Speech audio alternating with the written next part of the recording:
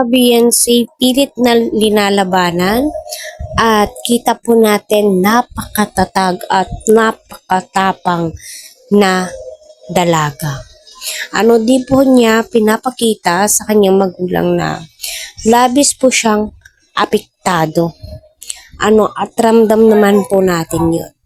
Kaya marami nga ang nagtatanggol sa kanya ng mga reactor. Marami ang commentators ang nagbibigay ng mga advices. Good advices para labanan ni Beyonce ang kanyang mga bashers. So yun po yung kailangan ni Beyonce kasi alam naman po natin lahat na walang ginagawang masama si Beyonce. Ang gusto niya, magbigay aliw, magbigay saya sa kanyang mga supporters, viewers, mga nagmamahal sa kanya. Kaya patuloy po natin suportahan kasi sa ngiti pa lang ni Beyonce, my God, marami na pong maiinis sa totoo lang.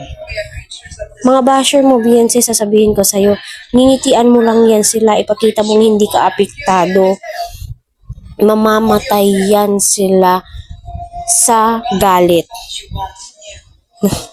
Diba? Kasi nga, yun na nga yung basher, ngingitian mo na lang. Maiinis na yan sila, mapipikon na yan sila, diba?